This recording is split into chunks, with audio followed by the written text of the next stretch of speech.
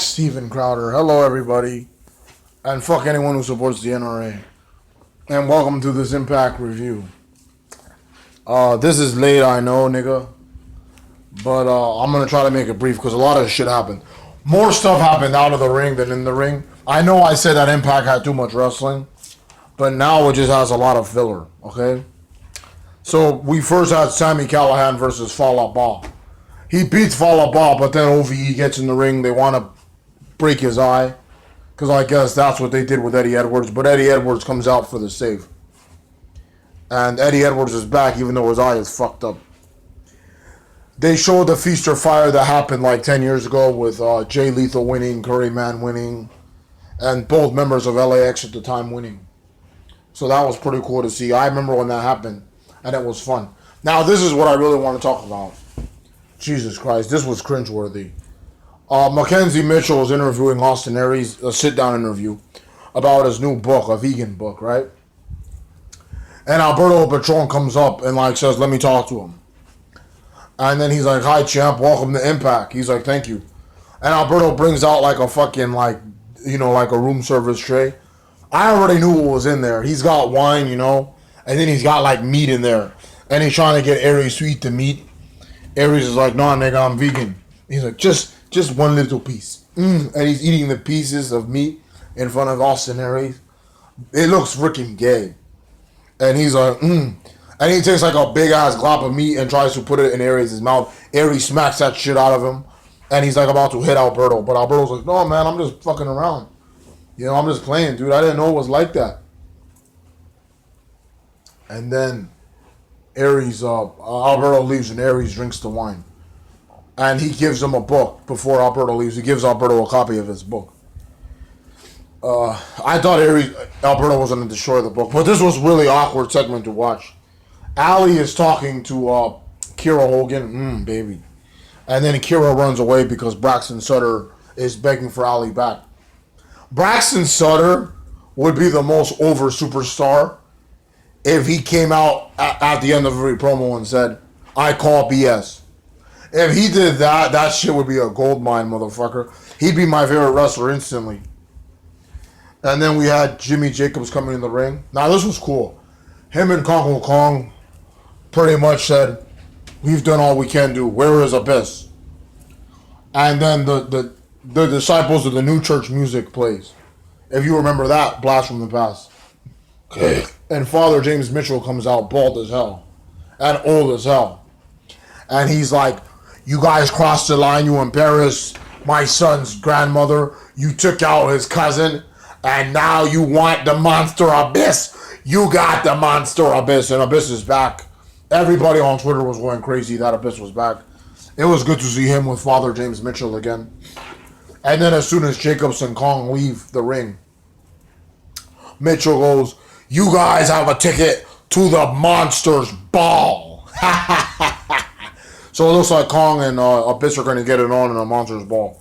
I'm excited. These are two good wrestlers and big men getting it on in a Monsters Ball. That's what's up. I'm looking forward to that. We have the Bound for Glory. Well, it's not really a rematch because it never happened. Rosemary versus Taya. No contest. What a letdown. But fuck it. I'm not going to talk about that. Rosemary looked hot. I'm not going to talk about it, though. Taya, okay? First of all, as somebody that watched her in Mexico and Lucha Underground, seeing her go from like a chiseled six-pack to a bit meaty on the side now was an incredible transformation. She has the Kelly Clarkson thing going on. But I'm hearing all you people are saying that, some of you people are saying she's fat and or ugly. First of all, she's not fat. When she looks like this, then you can call her fat. But she's never been ugly, ever. She's always been beautiful. I'm kind of pissed off that John Morrison scooped her up. I mean, I do agree that she went through a very bizarre transformation, but she already, addressed that about how she was going through some shit in her life and shit. Like, leave her alone. I like the transformation. She looks amazing. Kelly Clarkson looks totally different than when she was an American Idol. Now she's a coach on The Voice. And she looks amazing, bro. Taya's the same thing, bro. Don't fucking mess with her, man. So Eli Drake is on the phone with Adonis. Apparently, Adonis was scared that he was going to get a fire briefcase, so he just decided not to come to work. And Drake is screaming, "You're fired! You're fired, dummy! Yeah!" And he throws his phone on the floor. In reality, Adonis parted ways with Impact Wrestling. No big loss, I guess, but he did have a lot of potential, and it was nice to have him around. You know, the only thing memorable I remember since he was in Impact was him calling out Sasha Banks on Twitter. Like, I don't even remember that he was on Team JB against Team Josh. I had to look that up. But yeah, good man, Chris Adonis is. EC3 did an interview about winning Feast or Fired. Nigga, you're leaving. So, speaking of leaving, Lashley was backstage with Brian Cage, and he's trying to be nice to Brian, but Brian's like not listening to him and just walking away from him. All this backstage shit. LAX was in the clubhouse and Homicide had money on him. We had 2 birthdays this week. AC3 and Homicide. So that's pretty cool. Now this was garbage. Matt Sydal went from being one of my favorite wrestlers to my least favorite. He comes out, I don't know why he's a heel now, but he's a heel. With 2 championships, and he's like, "It's time for you guys to meet my spiritual guru." And he pulls a Maury Povich, "Bring him out." And then this weird music plays, and then Josh Matthews and Sanjay Dutt were doing commentary. Matthews is like, "I gotta go."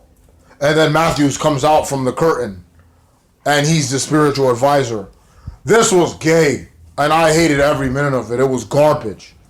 Garbage. I'm not even gonna talk about it. Fucking, he gives Sydal a mask that looks like he picked it up at Party City or the Dollar Tree, or bought it off of some kid at the fair or something. And Sydal's like, "This is my spirit animal. Thank you." And then he gives Josh Matthews the Grand Impact Championship. So that belt had a bunch of shitty rules. Sydal sailors from the rules.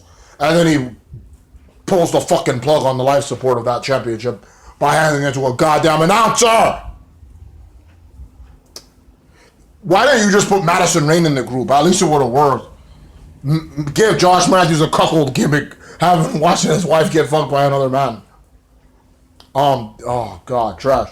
So the main event is Feast or Fired. It's a very long match, 20-minute match. Sanjay Dutt is doing commentary by himself for the first half of the match, and then Josh comes out. And he's like, "The champ is here, I'm going to help you do commentary." So the winners of this bad boy were Petey Williams, Moose, Eli Drake. He won last. I was really going for Ishimori. And EC3. Gee, I wonder what briefcase he took out. And I thought they were going to reveal the contents of the briefcases today, but they're going to wait till next week because the audience is dwindling, and fucking they want to make people watch. You know, maybe they want to advertise EC3's last night. But yeah, pretty good show. I didn't enjoy it as much as I enjoyed Crossroads.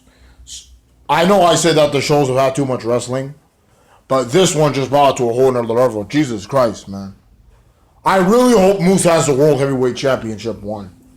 I'm tired of Eli Drake. And he sucks without Adonis. PD, I'm pretty sure he's going to go for Sydal, one of either the Grand or the X Division. But PD's going to challenge for one of those. I know EC3 is going, but Moose, I hope he gets a world title shot. And I want to see it at Redemption. Alright, ADR has had too many championship matches. I don't care if Aries is a new champion. It's Moose's time. So thank you guys for watching, and I want to see every single one of you guys this Saturday at March for Our Lives. Have them change the damn gun laws and walk with the victims, its families, and support this movement so that we no longer have gun violence in this country, because Americans are living in fear every day, and it needs to stop. We need to see our children grow up because they're the future leaders, and it won't work if they're getting killed and gunned down. But in a weird way, I think that the politicians and the lawmakers kind of want them to get killed off. But I personally don't. So wherever you live, go march, man. Oh, you got political in this video. Yeah, I did, you cocksuckers. You got a problem with it? Jesus Christ, man. I know you guys are obsessed with the Second Amendment. Well, show some love for the first one, other than a time where it's convenient for you. But thank you for watching Impact Review, and hopefully the next video won't be as late as this one was. Take it easy. lawmakers, stop killing us.